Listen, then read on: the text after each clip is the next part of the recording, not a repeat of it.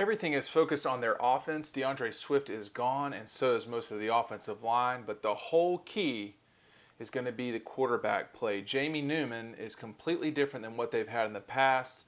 So expect a quarterback run game and RPOs and not as much drop back, maybe none. How can they adapt that offense to fit his skill set? Will they bend with that? What will Todd Monken do that will be different? They will be different, but how so depends on what the kid can handle. That's a quote from an SEC coach talking about Georgia's offense in Athlon Magazine's yearly preview of the SEC. Dean Legge from Dawg Post, Making You a Smarter Georgia Fan. I wanted to talk just a little bit today about that quote, that assumption, and what we're all sort of focusing on here as Georgia gets ready for a 2020 season that will probably happen this fall. Exactly when it will start is a good question.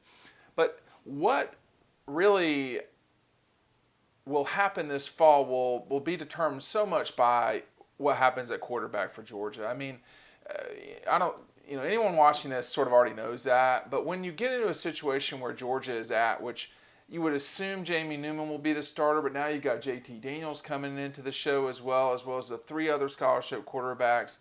I mean, there's no certain starter for Georgia, but one thing is sure, they're going to have a new quarterback, and what will that mean?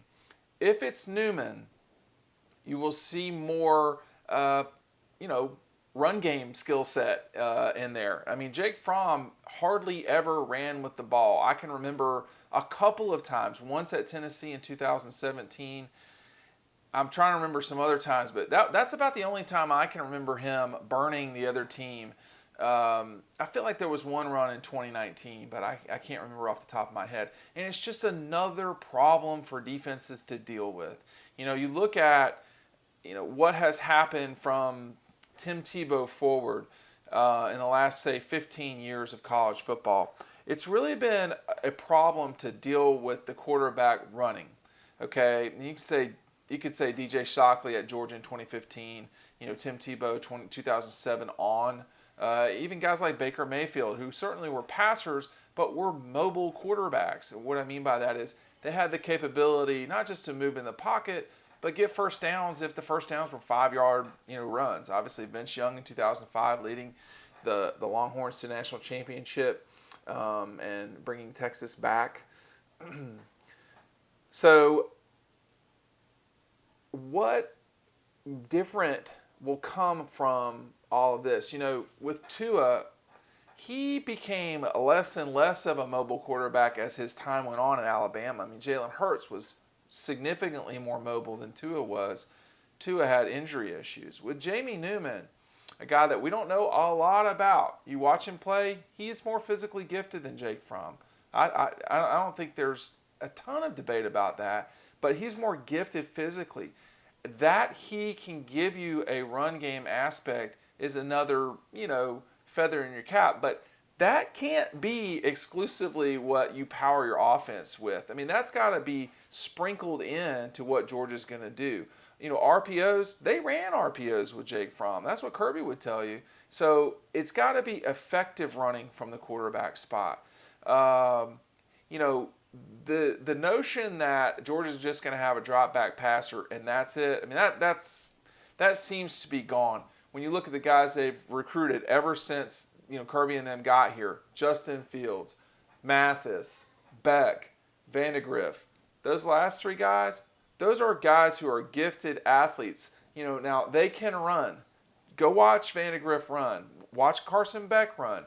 Are they silky smooth when they run? No, but they can run for yards. So this is a part of quarterbacking that is certainly not the future. It's here now. And for Georgia, we will see what happens with Newman. Daniels is much more a traditional pocket guy from what I saw when he was at SC. But he's coming back from an injury. So although I'm not writing off his chances to start, I think the league is getting ready for Newman to be the guy. And how that will change Georgia's offense, I think Jamie Newman's going to get the bulk of the praise and the criticism. Welcome to being a quarterback in the SEC. But there are so many different moving parts here. You've got Newman, you've got Todd Monken, you've got a relatively new offensive line. I mean, you don't have Andrew Thomas out there. You don't have Isaiah Wilson. Those were your tackles the last 2 years. So you got to deal with that, and you don't have DeAndre Swift. That matters a lot too. So, you're trying to bake a cake here, and you have new ingredients. Are they better? In some cases, they are. I think the biggest thing coming into this year is Todd Monken going to call better plays? Are the schemes going to be better? Are the route trees going to be more effective? Georgia just was not producing on the offensive side of the ball. Jake Fromm was bad at times in the last part of the year, from Carolina game on. It wasn't good. Take away the Florida game, it wasn't good. So that is all going to be very different probably coming into this 2020 season whenever we kick it off. So that's the part I would watch the most. Yes, Jamie is going to matter a lot. Jamie Newman is a person, if he's the starting quarterback, that will be the biggest change. But Monken's got a lot to do and say about this too. You're going from an offensive coordinator who had a history and continued that history at Georgia of being okay. Todd Monken was a very good coordinator in college football. That's, I think, the biggest thing. But as this coach says, Jamie Newman is a completely different quarterback than what they've had in the past. We'll just see. All right, I want you to check out this 2020 playlist for the season that is coming some point in time soon. We'll get you ready for it here on Dog Post. Thanks for watching. We'll see you on this playlist right here.